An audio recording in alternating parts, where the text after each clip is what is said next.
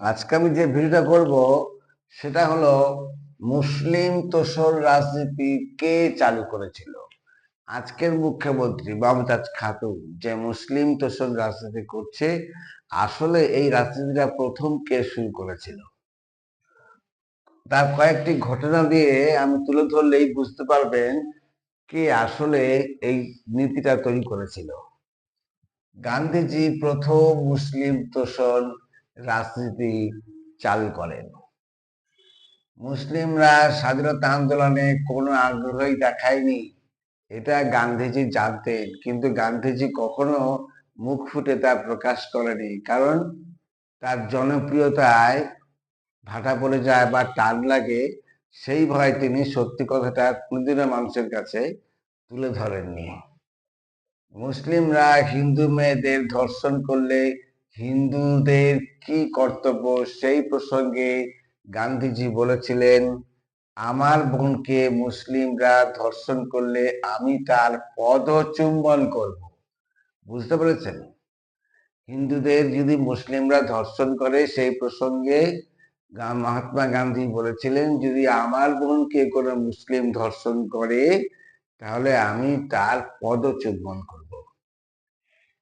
Next, মুসলমানদের কাছে বিনা বাধায় আত্মসমর্পণ করে আমৃত্যু ধর্ষণ করে নেওয়ার উপদেশ দিয়েছিলেন তিনি হিন্দুদের। শুধু তাই নয়, তিনি বলেছিলেন যতবার হিন্দু নারীদের মুসলমানরা ধর্ষণ করবে ততবারই হিন্দু নারীদের সহ্য করে নেওয়ার উপদেশ দিয়েছিলেন গান্ধীজি। গান্ধীর এই বিষাক্ত রক্তের ধারা কিন্তু এখনো কংগ্রেসপন্থী নেতাদের মধ্যে প্রবাহিত হচ্ছে। তার 1 নম্বর প্রকৃষ্ট উদাহরণ হচ্ছে এই পশ্চিমবাংলার মুখ্যমন্ত্রী মমতাজ খাতুন। পশ্চিমবাংলার মুখ্যমন্ত্রী মমতাজ খাতুনের সঙ্গে সেই বিষাক্ত গান্ধীর রাজনীতির কোনো পার্থক্য নেই। গান্ধী যেমন নির্বিচারে হিন্দু হত্যাকে সহ্য করেছিলেন তার নিজের জনপ্রিয়তার স্বার্থে, আজকের পশ্চিমবাংলার মুখ্যমন্ত্রীও সেই একই ধারায় হিন্দুদের পর মুসলিমরা যে নির্যাতন করছে, যে অমানসিক নির্যাতন করছে হিন্দু ধর্ম, হিন্দু সংস্কৃতির উপর, হিন্দু দেবদেবীর উপর যে নির্যাতন করছে, মুখ্যমন্ত্রী তার নির্দ্বিধায় সহ্য করে যাচ্ছে। উদ্দেশ্য তার রাজনৈতিক ক্ষমতাকে বাঁচিয়ে রাখা। তো পশ্চিমবাংলার মমতা খাতুনের মধ্যেও চলছে গান্ধীর সেই প্রবাহমান অসৎ রাজনৈতিক ফর্মুলা, অসৎ রাজনীতি। তো সাবধান, একটা গান্ধী গুলি খেয়ে মরেছে, আরেকটা গান্ধীর জন্ম নিয়েছে, তার নাম মমতাজ খাতুন। যদি এখনো আপনারা মমতাজ খাতুনকে ক্ষমতায় রাখেন, তাহলে কিন্তু সেই সময় যে নোয়াখালীতে হিন্দু নির্যাতন হয়েছিল, তখন কিন্তু গান্ধী যেমন মজা নিয়েছিল, তেমনি সেই নোয়াখালীর নির্যাতন, হিন্দু হত্যা আবারও ফিরে আসবে। সেই 46-এর কলকাতা ক্লিন আবারও ফিরে আসবে। হিন্দুদের বাঁচানোর মানসিকতাই এদের নেই।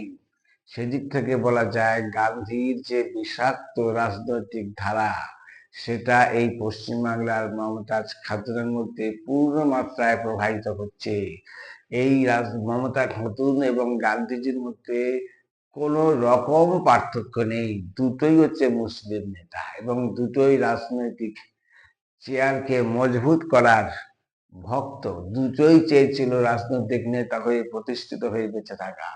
দেশের উন্নতি বা হিন্দুদের সুরক্ষা, এইসব ব্যাপার তাদের কোনোদিন মাথাতেই ছিল না। এই যে পশ্চিম বাংলার খাতুন, এরও কোনো মাথাতেই নেই। নির্দ্বিধায় সহ্য করে যাচ্ছে হিন্দুদের উপর নির্যাতন। তো এখনো সময় আছে, যদি মানুষ এখনো এই সরকারকে এই মমতাজ খাতুনকে সমর্থন করে, তাহলে কিন্তু আবারও ফিরে আসবে 46-এর সেই হিন্দু নিধন ঘটনা এবং নোয়াখালীতে লক্ষ্মী পুজোর সময় হিন্দুদেরকে যেভাবে হত্যা করা হয়েছিল, সেই জিনিস কিন্তু আবারও ফিরে আসবে। তো যাতে ফিরে না আসে, তার জন্য আগামী নির্বাচনগুলোতে আপনাদের মাথায় রেখে ভোট দিতে অংশগ্রহণ করা উচিত বলে আমি মনে করছি। তো আজ আমার এই ভিডিও আজ এখানে শেষ করছি। আবার দেখা হবে নতুন অন্য কোনো ভিডিও নিয়ে।